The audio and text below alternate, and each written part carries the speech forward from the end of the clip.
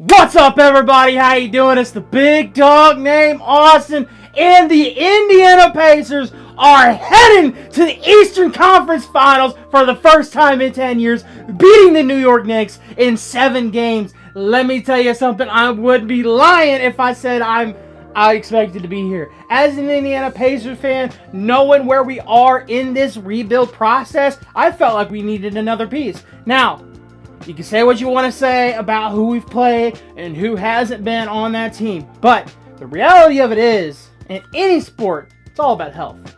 In the NFL, it's all about who stays the healthiest in the end of the season. It's all about who gets the hottest at the end of the season.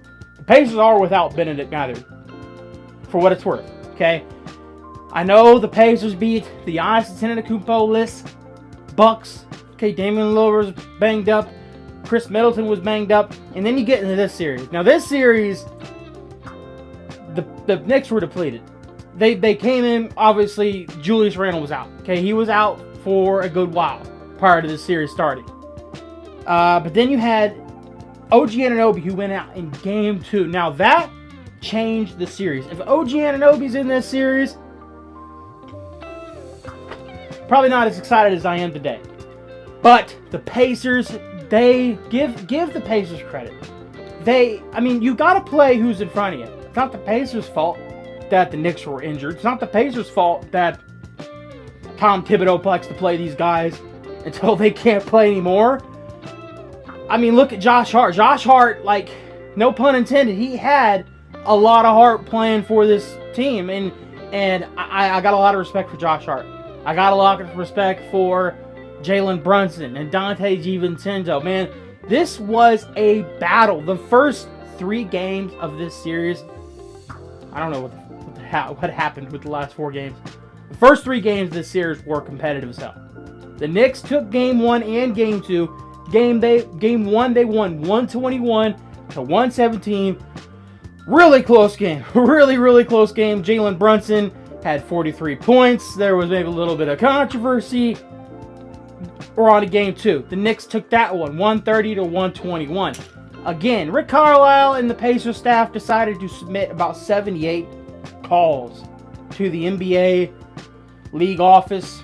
Okay, I'm kind of complaining about the refs, talking about small market like bias, or a big market bias, I guess you want to say.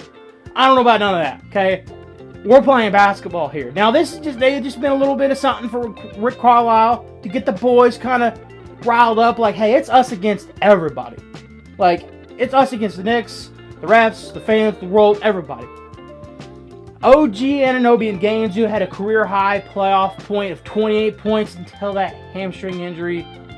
Man, I really, seriously, that changed the series. That changed the entire series. Dante DiVincenzo had 28 points in that game as well. The Pacers got another one. The Knicks got another one, 130 to 121. Going up 2-0 in the Garden.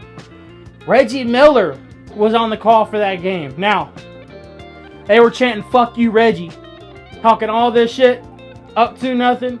Chanting, "Fuck you, Reggie." Now, Reggie Miller, he had his stuff to say as he's going in the stadium. Ben Stiller giving him the stink eye or whatever. It's all good. Now we go back to Indianapolis. Of course, down 0-2. Back in Indianapolis, where the Pacers haven't lost since March 18th. That's 3 days after my birthday, by the way. They won this one, 111 to 106. This was the closest game, the craziest game. The Pacers were down by 9 in the 4th quarter. This was a great opportunity for the New York Knicks to go up 3-0. And that would have been the end of the series, by the way. But Andrew Nembhard, he had other plans. Okay, he pulled up from probably about 27, 28 feet, and boom, bang that 3 home.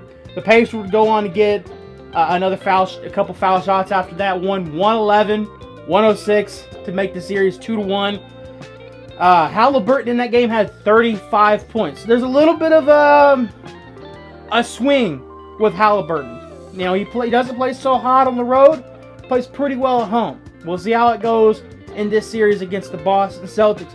Moving on to Game 4. Game 4 was an absolute blowout.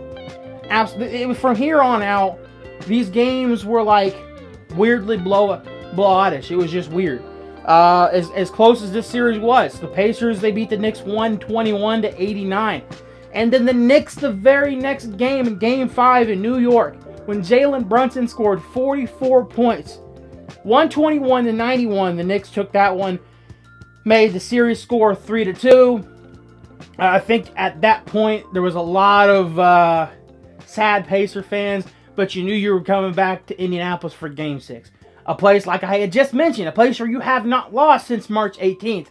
And the Pacers definitely executed. They definitely came to play. 116-103. That was the game where your back's against the wall, you're down, you're in an elimination game. You've faced 2 elimination games in this series, and you won them both. So, I mean, that's awesome right there. That is a great, great experience for this young and up-and-coming team. And this is the part that I'm like still trying to wrap my head around. Is we're so like, we didn't make the playoffs last year. We're so, so early in this rebuild, but we're already in the Eastern Conference Finals. I mean, we'll talk about that series coming up against the Boston Celtics here in another video. But right now it's let's celebrate this, okay? And then tonight at 8 o'clock, we take on the Boston Celtics. I know I'm getting to this video a little late. It is what it is, but let's celebrate it. The Pacers took Game 6, 116-103. Where the Knicks actually came into Gainbridge Fieldhouse dressed for their own funeral. They just didn't know it was going to be a game later. They were like dressed in black, came in, talking all this noise, but they didn't show up. Okay, they blew the 3-2 lead. They blew the 2-0 lead, whatever you want to call it. Okay, and then in Game 7, now a lot of people talking shit to Halliburton, saying he should have worn that hoodie into the game. You can't choke something away that you haven't choked away yet.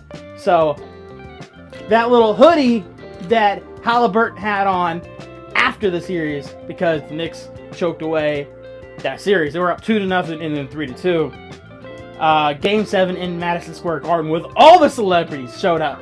Ben Stiller, Spike Lee, you had Fat Joe with his dumb little purse on the sideline.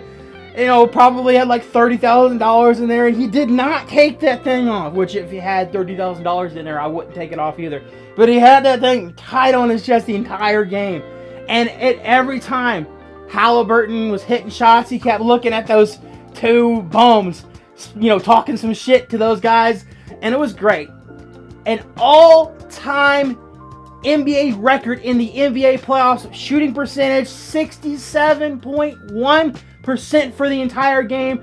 The Pacers ended up winning 130-109. At halftime, the Pacers were shooting 76% from the field. Absolutely blowing them out. They were up by 15.5. In the third quarter, the New York Knicks cut it to 6. And I will admit, I was really nervous because I couldn't believe we were in Game 7. We're up by what we were up by. The Knicks, they kept coming. They were coming back. The crowd kept trying to get them into it.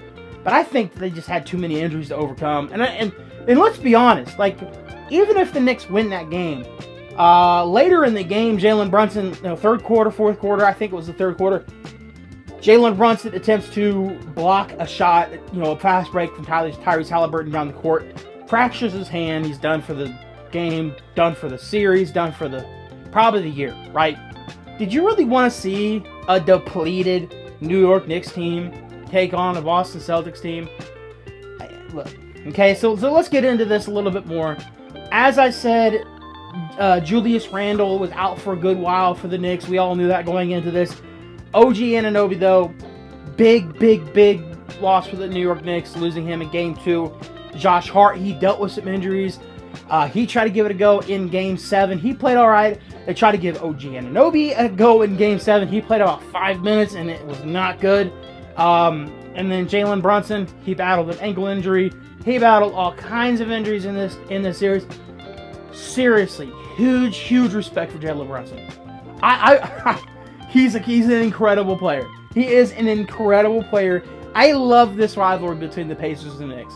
Not only because the Pacers own the Knicks, okay, but it's such a close and competitive, and it's always both teams play such play